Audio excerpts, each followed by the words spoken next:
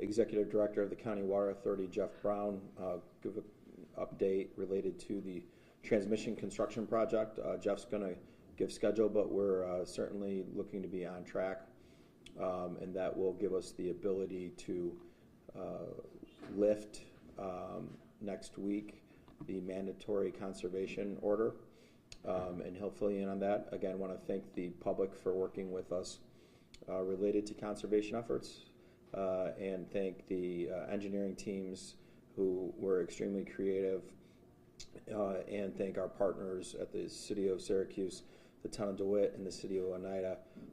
Because of the water system we had, no one was without water. Some changing of behavior, some sacrificing, but overall the community did quite well. To give more specific details, I'll ask Jeff to give us an update. Thanks, Jeff.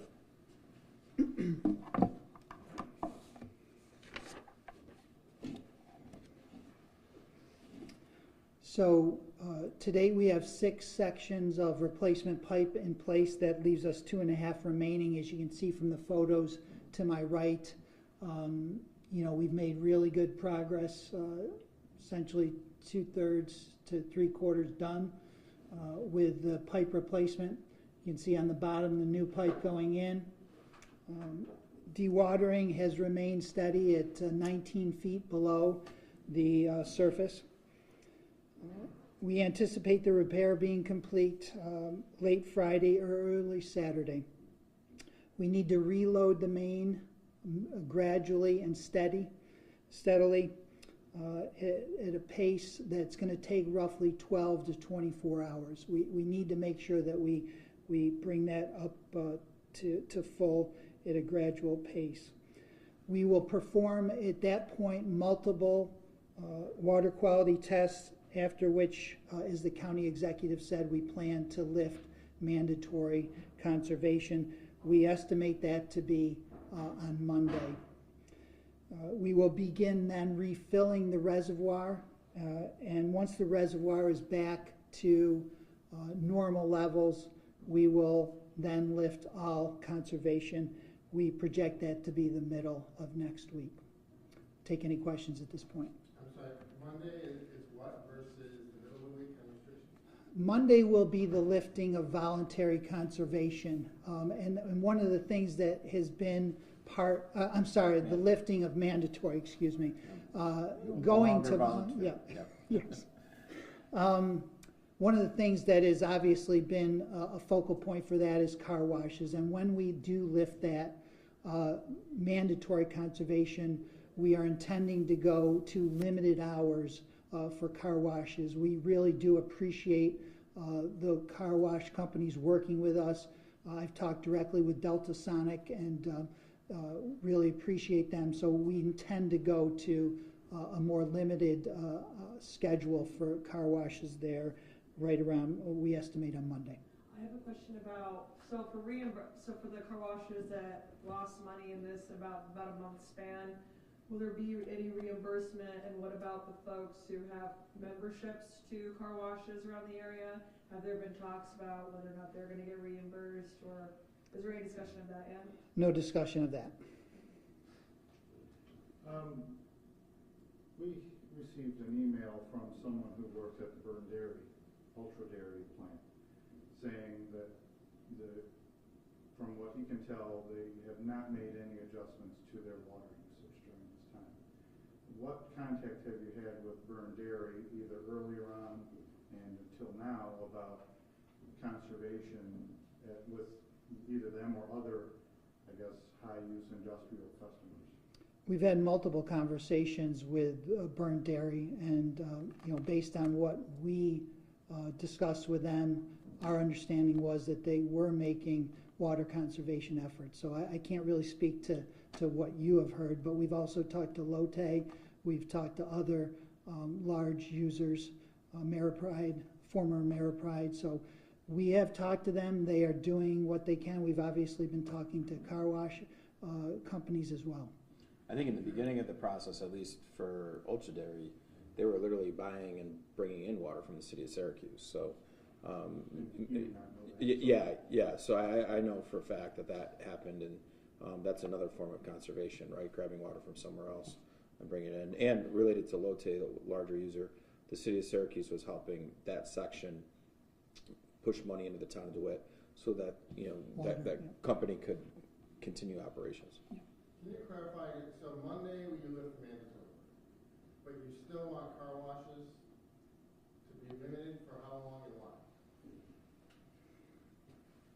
Is part of water conservation remains important until we get the entire system back to where it was previously, which is fully loading our eastern reservoir to provide a buffer for any unknown potentialities. So the fact is we consider some conservation during the voluntary period important. As we get our system back to where it needs to be.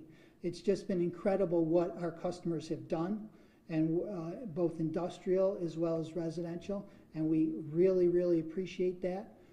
But at that point, it's going to be voluntary, and we would certainly be asking car washes to take that voluntary step to limit their time that they are open. And that would be until you fill the reservoir. Yeah, I want to say, right, so you're going to have the infrastructure project complete, then you're going to have the county health department and the state health department working with Jeff and his team as they start pushing water through the infrastructure that has been dormant and getting fixed. Well, essentially, the thought process, Glenn, there is that might take 2 days of testing to make sure people are comfortable. As soon as people are comfortable, the reservoirs go up, all the conservation requests are then gone. So I think overall for the community at large, moving from mandatory conservation to voluntary conservation, strategic large users that have been asked not to operate at full operation, like car washes, will go to limited operation until essentially that reservoir can get up and running and the infrastructure is being used. And that's the middle of next week? That's correct, yes. And what does limited mean for car washes or for anybody else? Will just be a number of hours that they're, probably during daylight hours, that type of thing. We really need to talk through that with them, but just a more limited, if they're normally open 14 hours, maybe going to half that amount of time. So for everyday people, what does it mean? I mean, can I take a 10-minute shower now instead of 5 minutes? Alan, if you had been that disciplined to remain at the 5-minute level, you'll have a grace period. But I think overall, I think it's more water use. I think one of the nice things is, small changes had a big impact, and because we're looking collectively at data, that doesn't mean you necessarily need to go back to the 10-minute shower, but certainly you have the ability to. I wondered, if this effort, requiring the manpower it does, has impacted other typical routine projects that Aqua does, or other smaller emergencies, in the system. It has not. The question is, has this impacted other activities of the water authority? We actually have a contractor who is doing much of the legwork on the main transmission main repair. So our crews have been out. Actually, it's been business as normal, fixing smaller leaks throughout our system, running the operations of our system, continuing to do water quality checks throughout our system, to continuing to talk to customers on the phone. All those things have continued as normal. The weather, is that impacting? I mean, we've had real cold and warm and, seizing and all that kind of thing. If you ask me what are some of the biggest challenges we've had, or the biggest challenge, it has been the weather, right? The back and forth, the very wet weather with rain turning to snow, thawing out a little bit. That has been the most challenging part of this repair. But I would say that our crews have gone through it very, very professionally, and it hasn't slowed them down significantly. How many people? I'm sorry, Glenn. I was just going to ask, how many people do you estimate have worked on this? Over the course of it, at least 50, 60 people. Do you have a cost estimate yet for the repair? We do not have a cost estimate. No. Do you have an idea? I mean, yours has some idea. It will be in the millions of dollars for sure, but we don't have, you know, the dewatering process alone was $500,000. So it is going to add up, but we, as I've said before, the authority has a reserve fund for this type of potential situation, and we will utilize that to fund this. How big is that reserve fund? $5 million. And just the specifics, what will they be looking for over the weekend to make sure everything's fine? Is it bacteria, or is it gravel, or what are they looking for that could? It will be chlorine levels, disinfection levels, right? Is there bacteria? But it's more of what is the level of disinfection in the system. We need to make sure that it is safe for people to drink, and the primary means of doing that is checking the amount of disinfectant in the water. Where is that added? Disinfection is added at the treatment plant, both when water comes into the treatment plant and afterwards. We also have booster disinfection at our Farrell pumping station, which is across from the Great Northern Mall. Forgive me if this has been asked before along the way. This is my first time here. Is there a way to know if there, and I know your crews do checks, but is there a way to know that if there are any vulnerabilities to this magnitude elsewhere in the system? With, you know, I mean, this seems to be an extreme example of, you know, something that happened unexpectedly, but, you know, and not that we can necessarily prevent all of these things, but just, you know, generally. We do have a proactive procedure for checking our mains. We have multiple different things that we do to check our mains. But I would say that one of the things that we have focused on most recently is very high-end sensor technology that you can actually put into large transmission mains like this. We've already started that process.